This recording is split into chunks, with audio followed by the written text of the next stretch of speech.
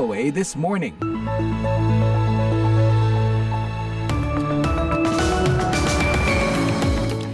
Halo, selamat pagi. Inilah siaran VOA This Morning, Jumat 4 Oktober 2024, yang dipancarkan langsung dari Studio 17 di Washington DC.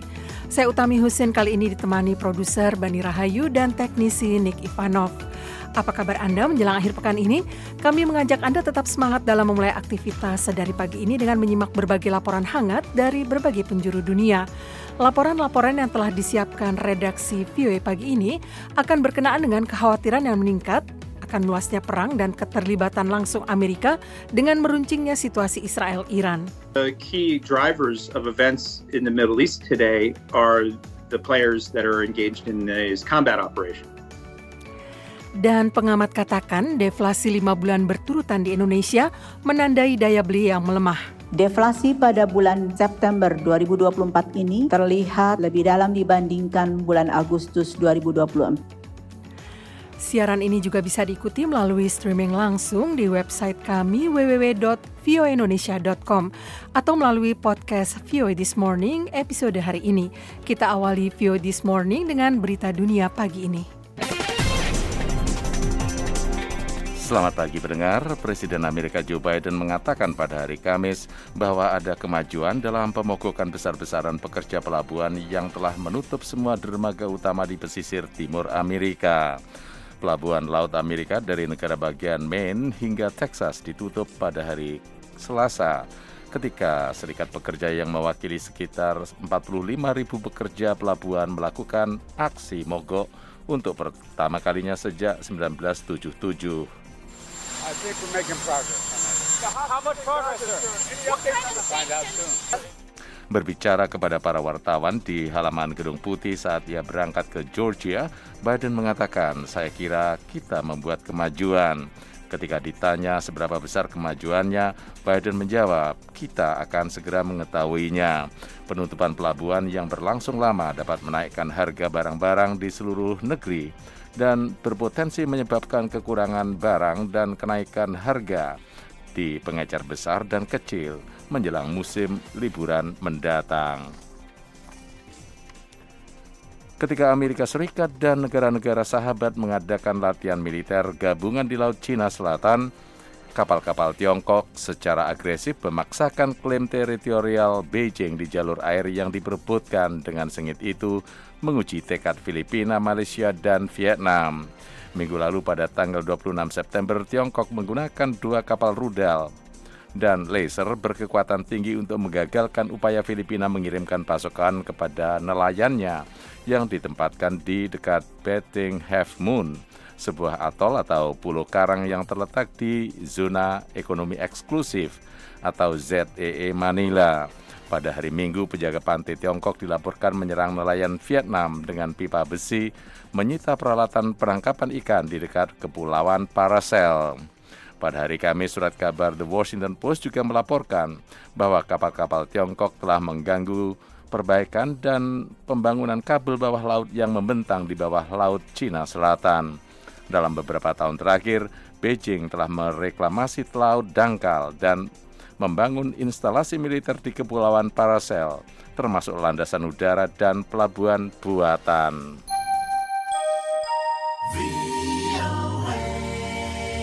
Militer Israel hari Kamis mendesak warga di lebih dari 20 kota dan desa di Lebanon Selatan untuk segera mengungsi dari rumah mereka dan pindah ke utara untuk menghindari bahaya saat Israel melanjutkan operasi daratnya melawan Hizbollah.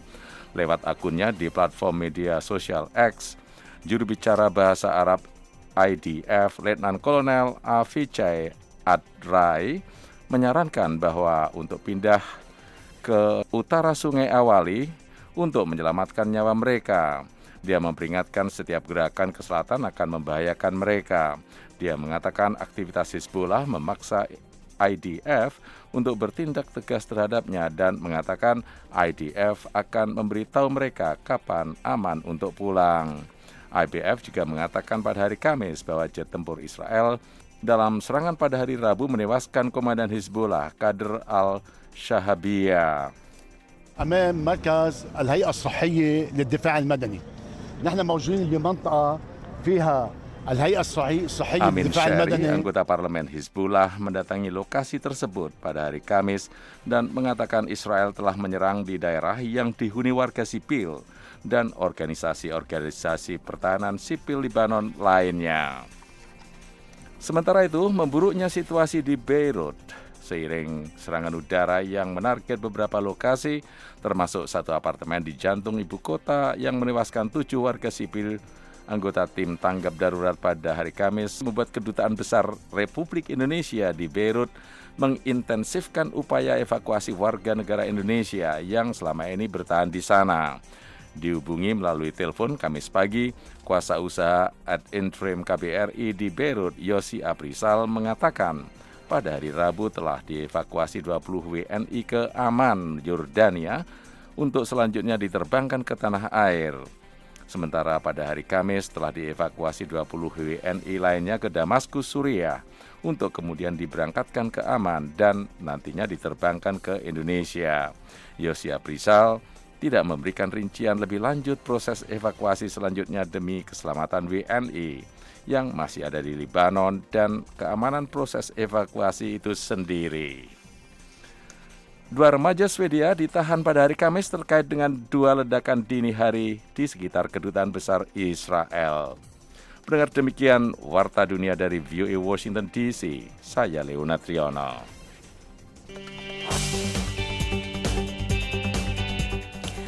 VOA This Morning. Selama berbulan-bulan, Presiden Amerika Joe Biden telah memperingatkan Israel agar tidak membiarkan perangnya dengan Hamas yang didukung Iran di Gaza menyebar ke Hizbullah di Lebanon dan Iran.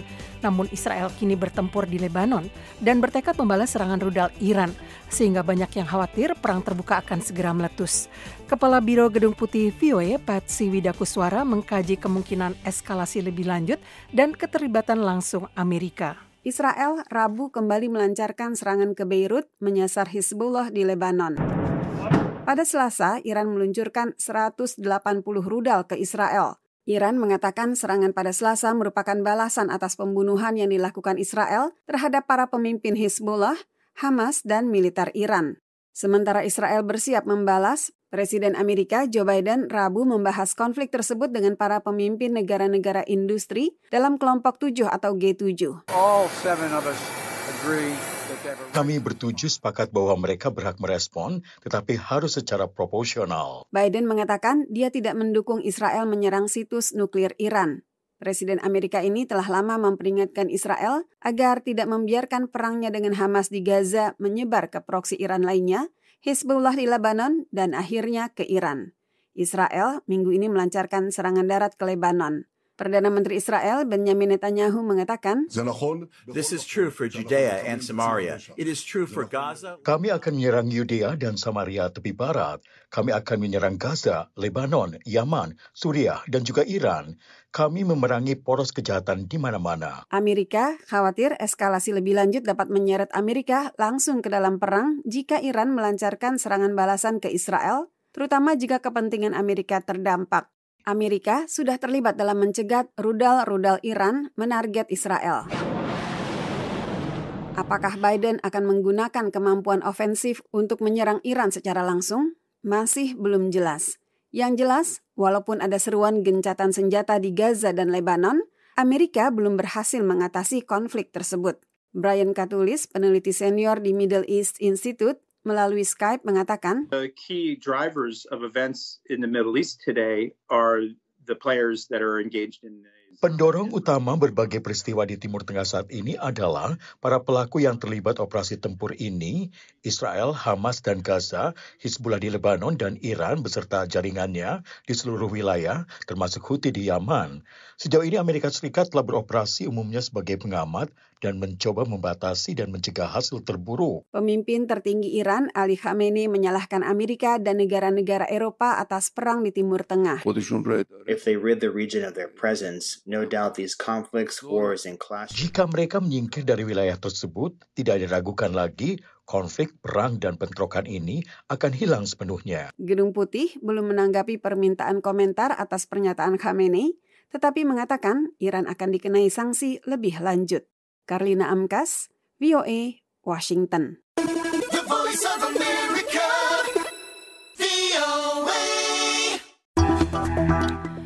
Badan Pusat Statistik BPS melaporkan Indonesia mengalami deflasi selama 5 bulan berturutan. Sejumlah ekonom mengatakan kondisi ini menandakan bahwa daya beli masyarakat melemah. Reporter VOA Gita Intan melaporkan. PLT Kepala BPS Amalia Adininggar Widyasanti melaporkan pada September 2024 terjadi deflasi sebesar 0,12%. Secara tahunan, katanya masih terjadi inflasi sebesar 1,84%. Deflasi pada bulan September 2024 ini terlihat lebih dalam dibandingkan bulan Agustus 2024 dan ini merupakan deflasi kelima pada tahun 2024 secara bulanan. Amalia menjelaskan penyebab deflasi bulanan terbesar adalah makanan, minuman, dan tembakau dengan kontribusi sebesar 0,59%. Komoditas dominan yang memberikan andil deflasi diantaranya adalah cabai merah, cabai rawit, telur ayam ras, dan tomat. Ekonom KOR Indonesia Muhammad Faisal mengungkapkan fenomena deflasi yang terjadi selama 5 bulan berturut-turut ini menandakan daya beli masyarakat yang kian melemah. Hal ini terlihat dari tingkat penjualan barang bukan primer seperti pakaian, alas kaki, peralatan komunikasi, dan lainnya yang terus menurun sejak 2023 hingga saat ini. Hal tersebut menurutnya dikonfirmasi dari tingkat pendapatan masyarakat dan jumlah tabungan yang kian menurun. Dari sisi pendapatan atau upah real yang dipantau secara per kapita dan per bulan di 2024 pada Februari hanya tumbuh 0,7%. Ketika kebutuhan hidupnya meningkat, harga barang-barang itu sebetulnya tidak tinggi, tapi karena tingkat pendapatannya itu rendah, jadi tetap saja tidak cukup. Sehingga mereka harus memanfaatkan pilihannya, kalau tidak manfaatkan tabungan, kalau mereka punya tabungan. Kalau tidak punya tabungan, ya mereka terpaksa meminjam. Nah, jadi tidak heran kalau kemudian juga tingkat pinjaman, ya termasuk pinjaman online itu mengalami peningkatan yang luar biasa setelah pandemi. Hal senada juga dilontarkan oleh ekonom Indef Tauhid Ahmad. Ia mengungkapkan kejadian ini menandakan bahwa perekonomian Indonesia sedang tidak baik. Saya kira emang ini pelemahan ekonomi ya, pelemahan ekonomi secara struktur, bukan hanya soal daya beli, tapi di banyak aspek struktur ekspor impor, kemudian konsumsi pemerintah dan investasi juga trennya menurun. Kenapa bisa bukan hanya soal daya beli? Karena tendensi putaran misalnya PMI kita di bawah 50, kemudian juga penjualan kendaraan roda 2 stagnan, itu menunjukkan bahwa kinerja ekonomi yang lain juga terpengaruh. Ia menjelaskan permasalahan utama pada saat ini adalah kesulitan masyarakat memenuhi kebutuhan pokok karena dalam kurun waktu 1 tahun terakhir, harga pangan mengalami kenaikan luar biasa. Menurutnya, untuk mengantisipasi hal ini, pemerintah harus bergerak cepat menggelontorkan stimulus seperti bansos dan menunda berbagai kebijakan yang dinilai memberatkan masyarakat seperti pembatasan BBM bersubsidi dan kenaikan PPN. Dari Jakarta, Gita Intan melaporkan untuk VOA Washington. Pendengar, perubahan iklim menjadi salah satu topik utama saat para pemimpin dunia berkumpul dalam sidang Majelis Umum PBB. Namun untuk mengatasinya, negara-negara berkembang membutuhkan uang yang sangat besar. Indonesia pun turut andil dengan membentuk aliansi pendanaan iklim bagi negara-negara berkembang. Berikut laporan tim VOA.